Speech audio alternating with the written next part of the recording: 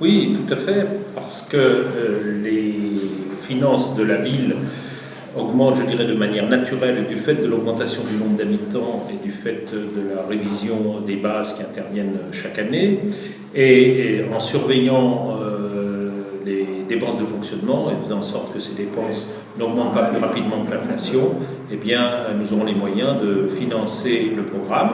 Il faudra peut-être tailler dans certains types de dépenses. Tout cela sera examiné attentivement lorsque les électeurs nous auront donné les clés de la ville.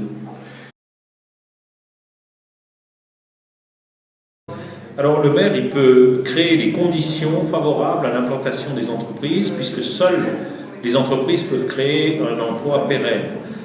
Les collectivités locales n'ont pas pour vocation de créer des emplois. Donc il faut redynamiser le centre-ville. Par ailleurs, il faut encourager les jeunes et mettre en place des systèmes leur permettant d'accéder à l'emploi, notamment en ce qui concerne les jeunes les moins qualifiés, car aujourd'hui, pour pouvoir avoir un emploi, généralement, il faut avoir un réseau de relations. Nous voulons créer un passe-réseau en installant à la mairie un service qui aura, avec un chef d'entreprise à sa tête, et qui aura pour mission de mettre en rapport les jeunes avec les chefs d'entreprise de l'agglomération.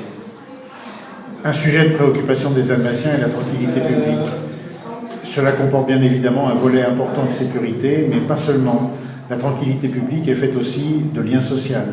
Au fait, que penseriez-vous d'appeler les policiers municipaux gardiens de la paix? C'est ainsi qu'on les appelle, je crois, à Paris, en les appelant gardiens de la paix. Bon, je ne suis pas contre cette dénomination. Je trouve qu'elle est effectivement plus parlante que policier municipal, parce qu'on ne sait pas très bien la différence entre la police municipale et la police nationale. Bon, le gardien de la paix, il est là, comme son nom l'indique, pour garantir la sécurité de tous nos concitoyens. Mais enfin, il y a une dénomination officielle et légale qui s'appelle policier municipal.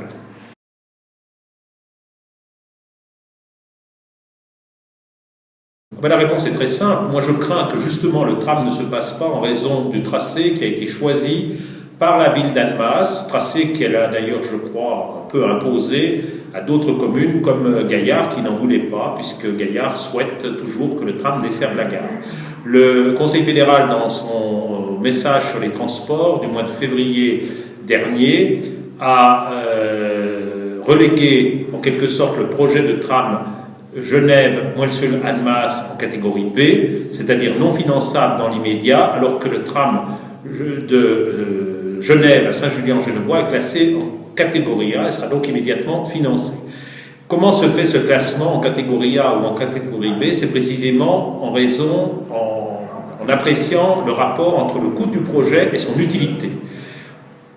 Le Conseil fédéral a donc considéré que le projet tel qu'il était présenté n'était pas optimum, puisqu'il ne reçoit que la qualification de catégorie B, c'est-à-dire réalisable après 2019, donc non prioritaire.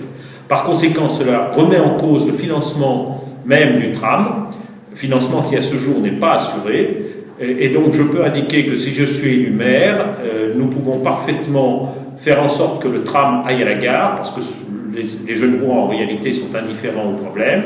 Je note simplement que la distance pour aller de la poste centrale d'Annemasse à la gare par rapport à la distance pour aller de la poste centrale, non pas au quartier du Perrier comme il est indiqué de manière impropre, mais pour aller en réalité jusqu'au lycée des Glières, est 2 fois moindre, et donc le coût de réalisation du tramway pour aller à la gare est moins cher que celui pour aller au lycée des Glières. Donc je pense que de ce point de vue-là, nous trouverons le financement manquant, sachant que le fait que le projet soit placé en catégorie B fait perdre une subvention du Conseil fédéral de 13 millions de francs suisses sur un projet global de 90 millions d'euros. Donc ça n'est pas négligeable.